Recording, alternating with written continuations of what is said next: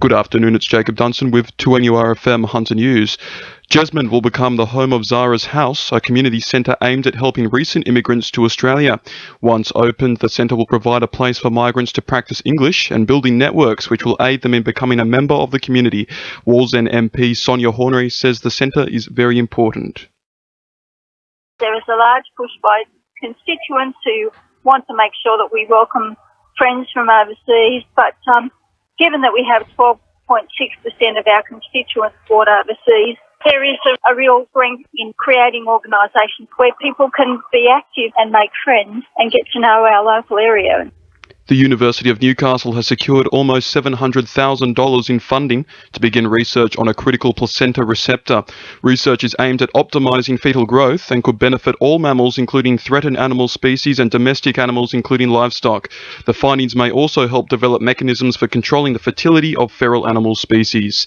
The Maitland Youth Week Grants program is now open, with local community groups and services encouraged to apply. The program's aim is to have young people come up with innovative ideas for next year and express their thoughts on issues affecting them. The application process will wrap up on the 15th of February. Council's Community Planning Coordinator Mary Dallows says youth will have an important role in deciding where funding goes. The grant is assessed by a Youth Week committee made up of young people between the ages of 12 and 25, and we're actually looking for more young people to join our Youth Week committee. So if there's anyone out there in the 12 to 25 age bracket who'd like to help us, please give Council a call.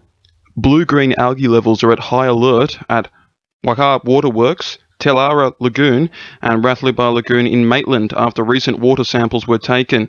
The algae often looks like thick paint or small blue or green dots on the water's surface. Residents are urged to look for the dots at any water body and to avoid contact with the algae. Significant upgrades to Nelson Bay Road have done little to reduce the number of collisions on the stretch of road. 13 crashes have been recorded since October, with 3 severe crashes between Marsh Road at Bob's Farm and Port Stephens Roundabout. Several people have been taken to hospital due to severe injuries. Sport, thanks to our sponsor, Warners Bay Sports Club. It looks like Jets defender Lee Keegee has said goodbye to the club. He boarded the plane to Korea for a medical exam last night. The left fullback will be skipping Friday's clash with Adelaide and is expected to sign to a K-League club during the brief January transfer period. Meanwhile, skipper Nigel Bogard is on his way to recovery, making it through a full training session yesterday. The 29-year-old injured his ankle in round 5's draw with the Reds and was out of commission for the Jets' 4-0 loss to Melbourne City. Barring mishaps, she'll be heading the side when they go head-to-head with Adelaide this Friday.